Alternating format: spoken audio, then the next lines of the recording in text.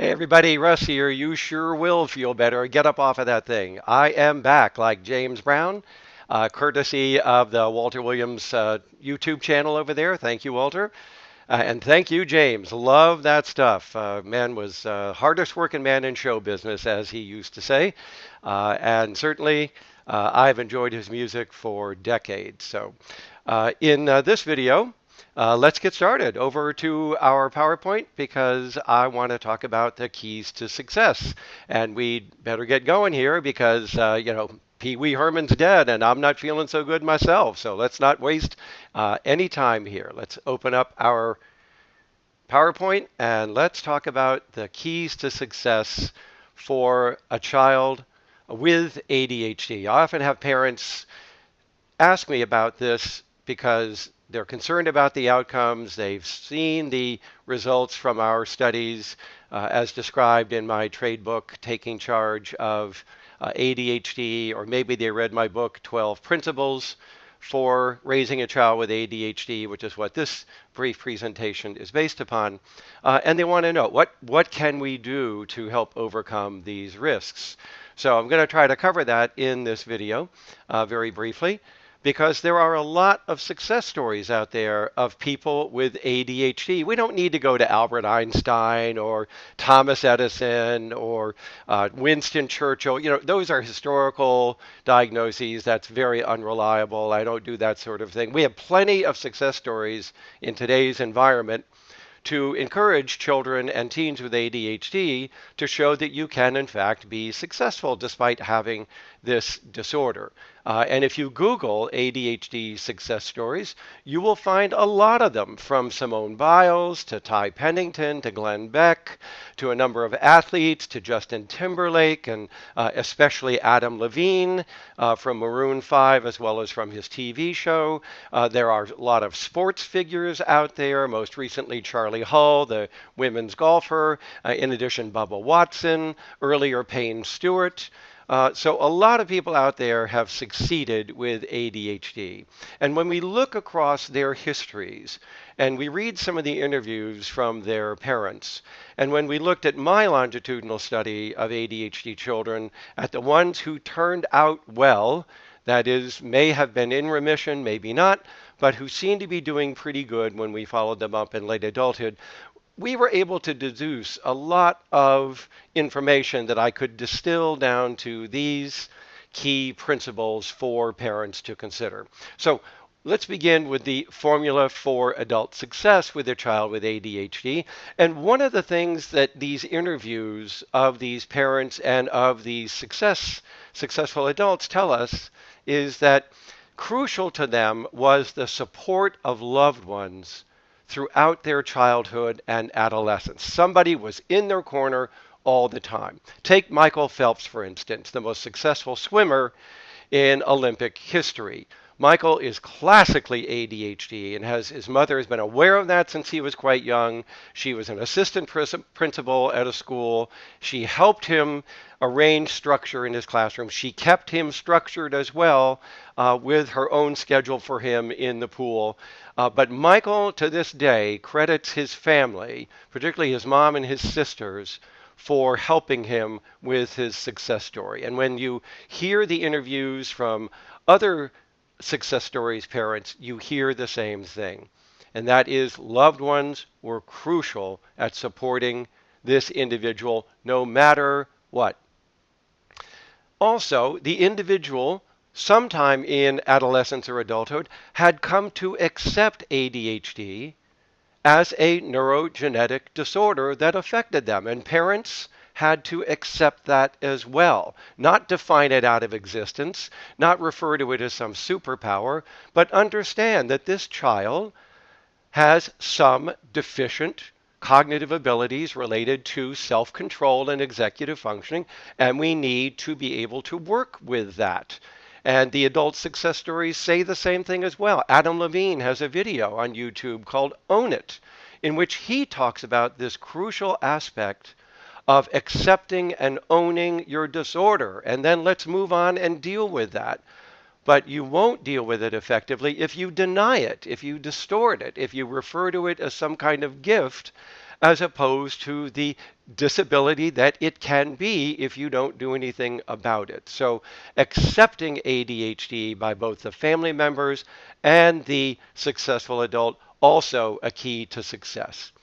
All of these cases found ways to compensate for their difficulties with executive functioning and thereby reduced the impairments arising from those deficits. Michael's mother, in one of the interviews she did for Attitude magazine, talks about how she had him scheduled every 15 minutes of every day as to what he was doing when, from the point he got out of bed to the point that he went to bed. A lot of that was spent in the pool, working off that energy, practicing his swim techniques, and so on. And a lot of that was also in school, where she assisted the teacher in helping to create a lot of structure for this child. So they didn't turn away from it or deny it. They owned it and did something about it and got accommodations for their loved one. And the adults in adulthood have continued to find ways to accommodate their disorder. In addition, many of these families, not all, but many, took advantage of the extra help that schools provided, either through special services or through some kind of 504 accommodations, or maybe just asking for extra help from teachers after school or hiring a tutor to work with this child. But they supplemented what the school was offering with extra assistance to make sure the child could get through the school system with reasonable success. Most ADHD children do not do well in school. School is not necessarily going to be where they are going to be at their best and most successful. Certainly in adulthood, they often find non-traditional pathways to success. So parents then need to get this child through the educational system with a good education, but they don't have to seek stellar academic grades, straight A's, and so on for their child to be a success, but find help as you need it. And then many of these individuals were on medication as children.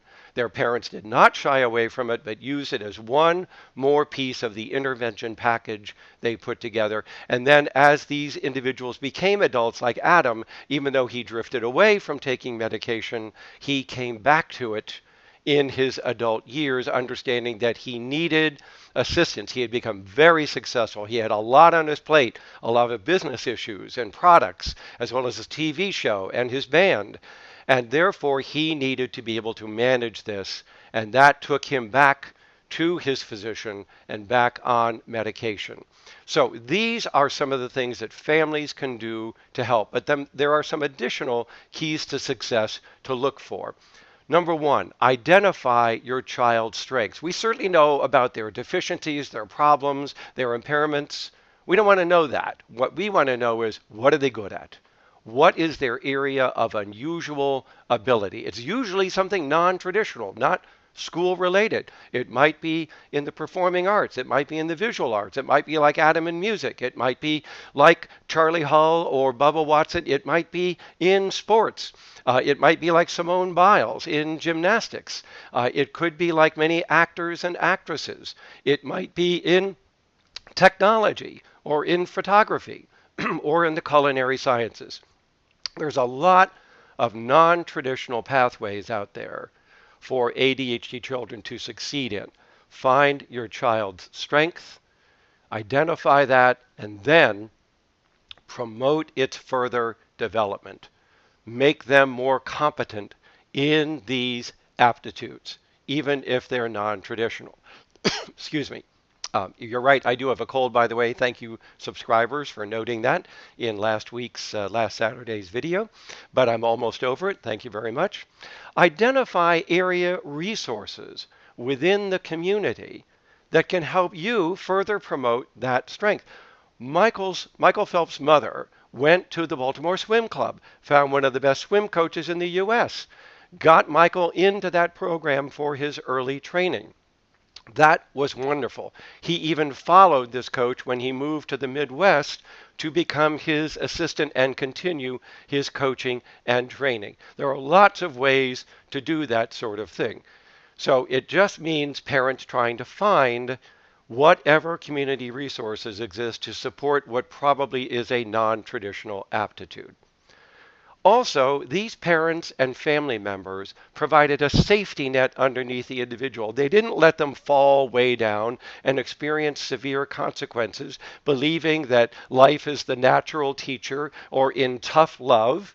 They understood they had a family member with a disorder, a disability, and we needed to provide resources to that individual of whatever they needed. We're not talking about giving money here. We're talking about finding professional help, good medical care, psychiatric or psychological care, special educational services, tutors, whatever, but be a safety net and an advocate providing that unconditional support system that child is going to need. But you don't abandon them. And then these families also combined all of these together to support that loved one into adulthood.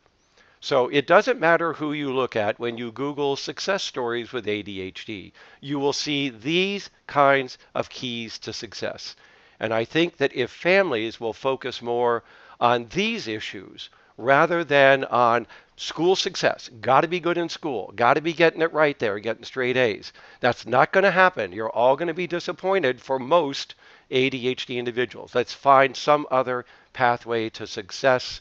Let's find the resources in the community. Let's further develop these aptitudes and successes. Let's be that safety net. Let's get those interventions as needed, and you will have done the best you can to help your child with ADHD. So I want to thank you all very much. I hope you'll join me for the my next video, because after all, as William Blake is believed to have said, when I have fears, before I cease to be, and before YouTube can glean my teeming brain. So that's a bit of a paraphrase of Blake the poet.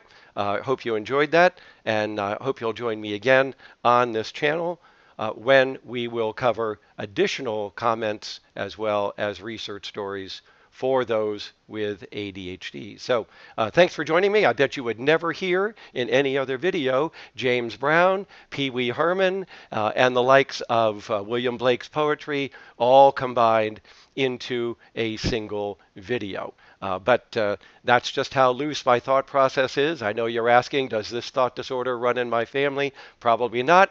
I imagine it has more to do with the nasal spray I've used today to try to open up my sinuses. Probably one of the side effects is, clearer, more tangential thinking. Who knows? But certainly it's allowed me to go ahead and create this commentary less affected by my cold. So I'll see you next time, everybody. Thanks for joining me. And subscribe to this channel if you like it, and refer other people to it, please, if you would. Be well, everybody.